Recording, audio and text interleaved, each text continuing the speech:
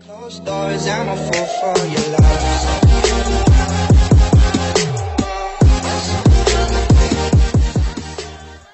सबसे पहले मैं तुम्हें लाइट ट्रियो की 3 पोकेमॉन्स का एक बेसिक इन्फो दे देता हूँ। लाइट ट्रियो में जो पहला पोकेमॉन है वो है सोलगालियो, जिसे किंग ऑफ सन भी कहा जाता है, एंड दूसरी पोकेमॉन है लुनाला, जिसे क्वीन ऑफ मून कहा जाता है। ऐसा इसलिए क्योंकि मिथ्स में सोलगालियो को कॉस्मॉक का मेल एवोल्यूशन कहा जाता है एंड लुनाला को कॉस्मॉक का फीमेल एवोल्यूशन। एंड ये सिर्फ मिथ्स से माना जाता है। गेम्स में अभी तक इनका जेंडर स्पेसिफाई नहीं हुआ है, लेकिन हाँ, मिथ्स की ऑलमोस्ट 80 to 85% बातें सच साबित होती हैं, so who knows, it could be true. And light trio का आखिरी मेंबर है नेक्रोज़मा, जिसे द ब्लाइंडिंग वन भी कहा जाता है। नेक्रोज़मा लाइट ट्रियो का सबसे ताकतवर पोकेमॉन है। ऐसा माना जाता है कि पोकेमॉन वर्ल्ड में जितनी भी लाइट है वो सब लाइट ट्रियो के कारण ही है, स्पेशली नेक्रोज़मा के कारण। और पूरा अलोला रीजन इन्हीं तीनों पोकेमॉन्स ने बनाया है। ये तीनों Pokemons ultra warm house create कर सकते हैं एंड सोलगालियो एंड लुनाला दोनों मिलकर कॉस्मॉक भी क्रिएट कर सकते हैं। अगर इनकी हिस्ट्री के बारे में बात करें, देन जब डियाल्गा एंड पाल्किया यूनिवर्स क्रिएट कर रहे थे, देन उसी में क्रिएशन हुआ कॉस्मॉक्स का, और उन्हीं में से इवॉल्व हुए सोलगालियो एंड लुनाला। एंड जहाँ तक बात रही नेक्रोज़मा की, नेक्रोज़मा कहाँ से आया ये किसी को नहीं पता। लोगों का मानना है कि वो अल्ट्रा वॉर्म होल में से आया था। अब वो अल्ट्रा वॉर्म होल कहाँ से आया इसके बारे में भी किसी को कोई जानकारी नहीं है। सो हाँ, नेक्रोज़मा की एग्जिस्टेंस अभी तक कंफर्म नहीं है। सो ये थी इनकी हिस्ट्री। अब अगर हम इनकी स्टोरी के बारे में जानें, देन ऐसा माना जाता है कि नेक्रोज़मा हर दम सोलगालियो एंड लुनाला की लाइट को चुराने की कोशिश करता है ताकि वो अपनी ट्रू फॉर्म यानी कि अल्ट्रा फॉर्म में आ सके। जब नेक्रोज़मा सोलगालियो के साथ फ्यूज़ हो जाता है या फिर उसकी लाइट चुरा लेता है, तब वो डस्क मेन नेक्रोज़मा बन जाता है। एंड जब वो लुनाला की लाइट चुरा लेता है, तब वो डॉन विंग्स नेक्रोज़मा बन जाता है। एंड इन दोनों में से किसी भी फॉर्म में आने के बाद वो अल्ट्रा नेक्रोजियम जी और अल्ट्रा बर्स्ट ट्रांसफॉर्मेशन के जरिए अपने ट्रू फॉर्म में आ सकता है। मिथ्स में इस ट्रियो के रिलेशन के बारे में बताया गया है कि एंशिएंट अलोला रॉयल फैमिली और आइलैंड्स के सिविल वॉर जो कि काफ़ी सालों पहले हुई थी, उन सभी के साथ लाइट ट्रियो का क्या संबंध है। एक बुक के मुताबिक, जिसका नाम है the light of Alola, Solgaleo and Lunala दोनों ही अलोला में बहुत सालों पहले अल्ट्रा वॉर्महोल्स के जरिए आए थे। अलोला के सारे राजाओं ने अपना सर झुकाकर उनका सम्मान किया और उनकी पूजा की। दोनों ही लेजेंडरी पोकेमॉन ने गार्डियन को क्रिएट किया ताकि वो आइलैंड पर शांति ला सके, जिन्हें कलेक्टिवली हम गार्डियन डायटीज भी कहते हैं। आइलैंड पर दोबारा शांति बनाने के बाद गार्डियन डायटीज एक फ्रेंडली बैटल में सोलगालियो एंड लुनाला दोनों के साथ ही लड़ते हैं। उस लड़ाई में सोलगालियो एंड लुनाला गार्डियन डायटीज को हरा देते हैं, लेकिन तब भी वो उन्हें ट्रेपनियम जी इनाम के तौर पर दे देते हैं। उसके बाद सोलगालियो एंड लुनाला दोनों ही काफ़ी सारे कॉस्मॉक्स क्रिएट करते हैं एज हायर्स ऑफ अलोला, और उसके बाद वो गार्डियन डायटीज को इसकी जिम्मेदारी सौंप देते हैं कि उन्हें इन सारे कॉस्मॉक्स का ध्यान रखना है जब तक वो पूरी तरह से विकसित ना हो जाएं। अलोला के राजाओं ने उन दोनों का शुक्रिया करने के लिए 2 फ्लूट्स बनाए थे, sun and moon flutes, and in gratitude वो altar of sun and altar of moon पर गाना बजाते हैं उस फ्लूट के जरिए। ये वही जगह है जहाँ पर से सोलगालियो एंड लुनाला अल्ट्रा स्पेस में लौट जाते हैं। ऐसा कहा जाता है कि इन फ्लूट से जो धुन निकलती है, अगर उसे दोबारा बजाया जाए at a very necessary moment, तो सोलगालियो एंड लुनाला वापस आ सकते हैं। पुराने समय में नेक्रोज़मा को द ब्लाइंडिंग वन कहा जाता था, जिसने अपनी लाइट शेयर की थी पूरे अल्ट्रा स्पेस एंड अलोला में। जी मोव्स भी इसी लाइट से बने थे, लेकिन अल्ट्रा मेगालोपोलिस के लोगों ने नेक्रोज़मा की लाइट को छीनना चाहा।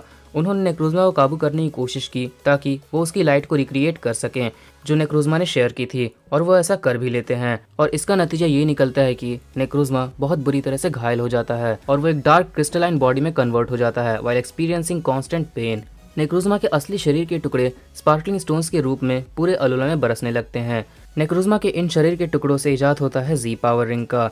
नेक्रोज़मा अब बदला लेना चाहता था, वो अपने ओरिजिनल फॉर्म में वापस आना चाहता था, अल्ट्रा मेगालोपोलिस की सारी लाइट चुराकर, या फिर यूँ कहूँ कि उनसे अपनी सारी लाइट वापस लेकर, living it covered in darkness. इसके जवाब में वहाँ के लोगों ने नेक्रोज़मा को मेगालो टावर में कैद कर दिया ताकि वहाँ से वो भाग न सके।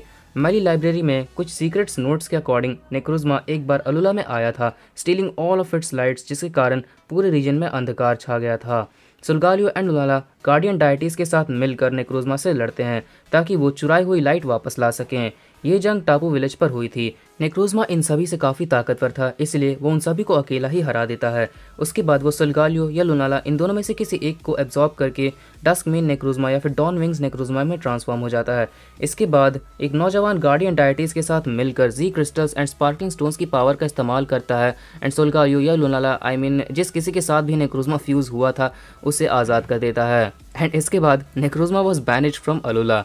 नेक्रोज़मा की इन हरकतों के कारण उसे प्लेजर ऑफ लाइट भी कहा जाने लगा।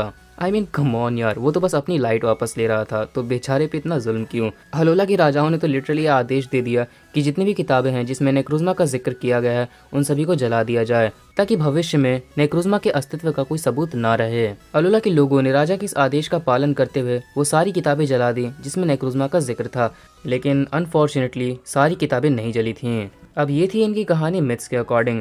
अब अगर हम एनिमे के अकॉर्डिंग इनकी कहानी देखें, देन एनिमे के अकॉर्डिंग कुछ लोक कथाओं में अल्ट्रा नेक्रोज़मा के बारे में बताया गया है दैट अल्ट्रा नेक्रोज़मा सोल्गालियो एंड लुनाला इन दोनों के साथ ही अल्ट्रा वर्महोल्स में से अलोला में आया था, जो कि जस्ट अभी अभी बना था, अ न्यू बॉर्न रीजन।